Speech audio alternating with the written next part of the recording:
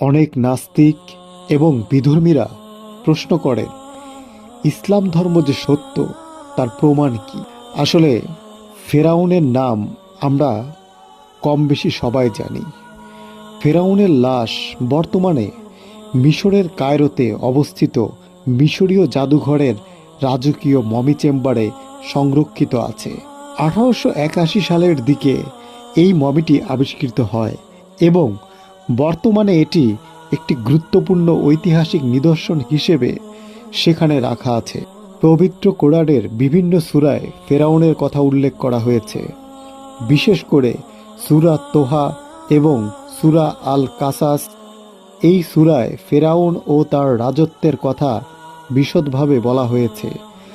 সূরা ইউনুস, সূরা আরাফ এবং সূরা নাজিয়াতে ফেরাউন ও তার পরিণতির সম্পর্কে আলোচনা করা হয়েছে। সূরা তোহা, এই সূরায় ফেরাউনকে আল্লাহর নির্দেশ ও সুস্পষ্ট বাণীসহ হযরত মুসা আলাইহিস সালামকে পাঠানো হয়েছিল বলে উল্লেখ করা হয়েছে।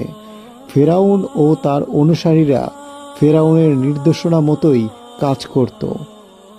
সূরা আল কাসাস, এই সূরায় ফেরাউনের নিষ্ঠুরতা, ইসরায়েলীদের উপর তার অত্যাচার এবং আল্লাহর বিচার সম্পর্কে বিস্তারিত বর্ণনা করা হয়েছে। এই সূরায় ফেরাউনের ধ্বংসের কথাও উল্লেখ করা হয়েছে।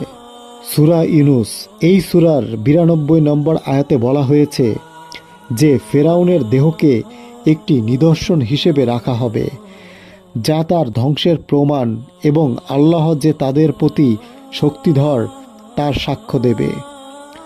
সূরা আরাফ, এই সূরার মাধ্যমে ফেরাউনের আচরণ ও তার ধ্বংসের কথা বলা হয়েছে, যা হযরত মুসা আলাইহিস সালাম ও তার অনুসারীদের আল্লাহর পথ থেকে বিচ্যুত করার প্রচেষ্টার ফল ছিল। সূরা নাজিয়াত, এই সূরায় ফেরাউনের ধ্বংস ও তার পরিণতির কথা উল্লেখ করে আল্লাহ তার শক্তি ও ক্ষমতার কথা তুলে ধরেছেন। এইভাবে কুরআনের বিভিন্ন স্থানে ফেরাউনের উত্থান ও তার অত্যাচার এবং আল্লাহর পক্ষ থেকে তার ধ্বংসের ঘটনা বিস্তারিতভাবে বর্ণিত হয়েছে, যা একটি শিক্ষণীয় দৃষ্টান্ত হিসেবে বিবেচিত হয়।